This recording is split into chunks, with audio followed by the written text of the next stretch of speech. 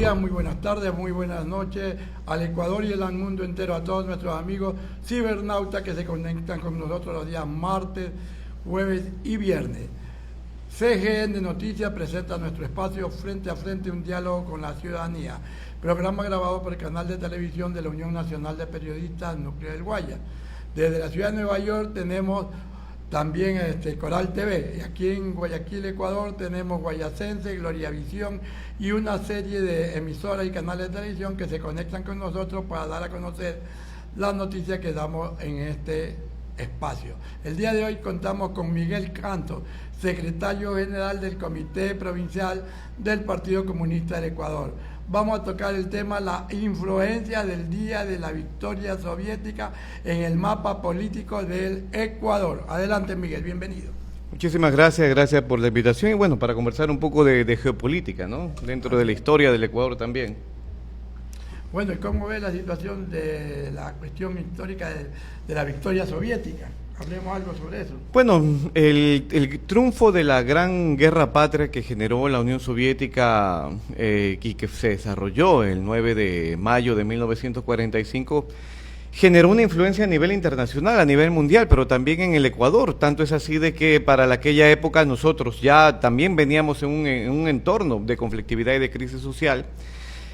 A partir de la guerra con el Perú en 1941 y posteriormente a la revolución del 28 de mayo de 1944 que destronó al gobierno liberal de Carlos Alberto Arroyo del Río. Esto generó una crisis social y una movilización popular enorme y de un sector, el sector mucho más clarificado y ligado a la izquierda comunista y a la izquierda socialista, vieron el avance de las tropas de la Unión Soviética frente al nazifascismo no solamente como un ejemplo del internacionalismo proletario y de la lucha del socialismo que se daba en la Unión Soviética en torno a la Segunda Guerra Mundial, sino también vieron un ejemplo de heroicidad que de alguna u otra manera podría también ser y generar esta influencia en América Latina.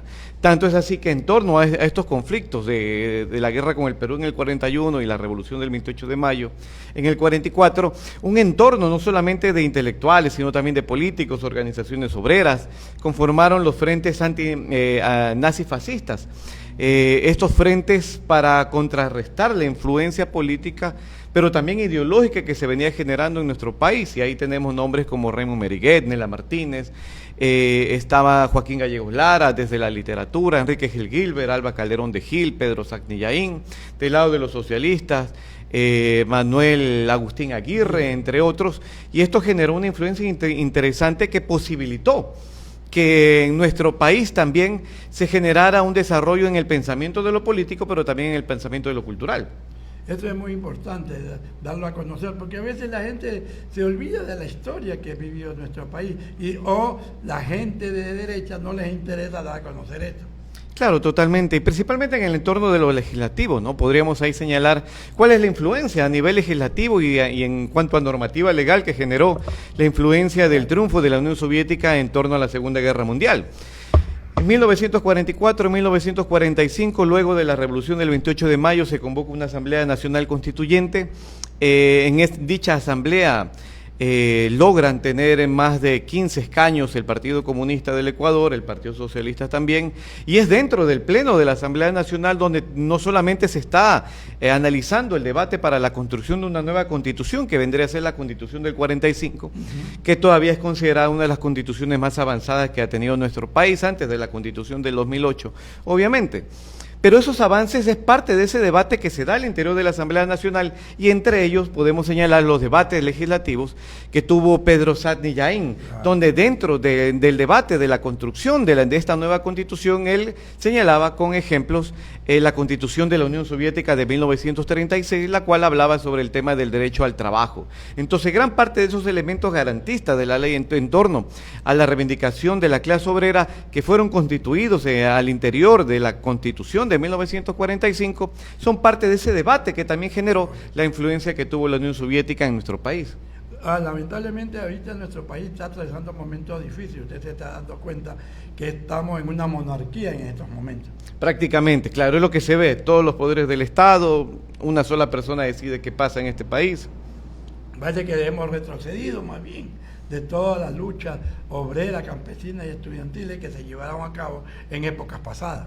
Sí, hay una desmovilización, pero hay que entender la desmovilización popular como un elemento de cooptación ideológica que los sectores quienes han detentado el poder estos últimos años han destrozado, no solamente a nivel legislativo, la reivindicación que la Constitución del 2008 nos permitía una Constitución garantista, sino que además de eso ha creado un clima de despolitización, de violencia, de precariedad en el debate de lo público, de lo político, donde los sectores populares, donde los sectores estudiantiles, de mujeres, se sienten decepcionados frente a un gobierno que no responde a las necesidades del pueblo. Pero en esa decepción también confluye la desinformación de las grandes cadenas internacionales mediáticas, de estas grandes empresas comunicacionales, pero también esta influencia de esta desmovilización frente a una despolitización enorme que se ve. Y ahí podríamos compararnos los grandes debates que se daban en la constituyente del 45, los grandes personajes de la historia. Ahora no. Ahora vemos de que hay asambleístas que se dedican al chisme, asambleístas que pasan más haciendo TikTok que legislando. Es decir, prácticamente hoy la Asamblea Nacional ha dejado de tener la característica de tener una representatividad de los verdaderos intereses del pueblo ecuatoriano, y frente a eso la población lo que hace es decepcionarse y dejar de creer que la política es una alternativa para el cambio. Y ya la gente se aleja de la política. Totalmente. La gente dice que no quiere saber nada de la política por estos malos gobiernos que hemos tenido todos estos 3 últimos años. Así es una cosa que afecta y que de alguna manera también podríamos decirlo de que es parte de ese recetario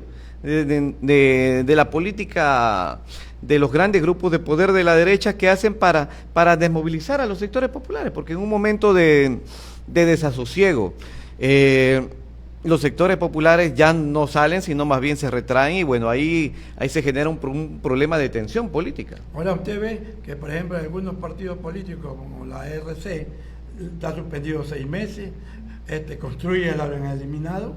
También Unidad Popular está pendiente, según dice el mismo Tribunal Electoral, porque sigue en la nómina de los partidos, pero lo ponen entre paréntesis como pendiente.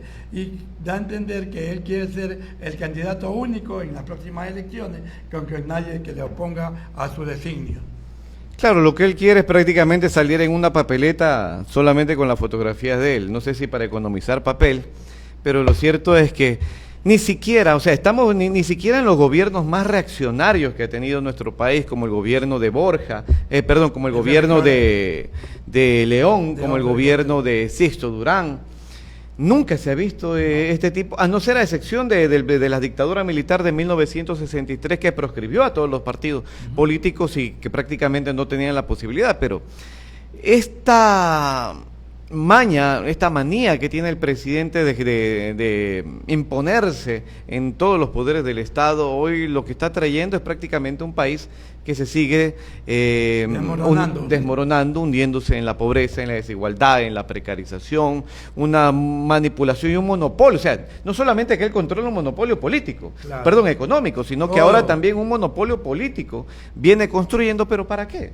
Cuando realmente las aspiraciones de los sectores populares siguen siendo cada vez más golpeadas. Ahora vemos que ya para terminar, vemos que por ejemplo tenemos toque de queda, y dice que ya mismo se termina este toque de queda, y ya la próxima semana va a haber, el próximo mes va a haber otro toque de queda, pero yo no veo ningún resultado favorable. No hay ningún tipo de resultado. Los datos que el gobierno o el Ministerio del Interior del gobierno no responden realmente a lo que se vive crudamente día a día. El centro de Guayaquil, el centro de Quito, muchas de las ciudades se siguen en un clima de violencia, de asaltos, de robo, de asesinatos.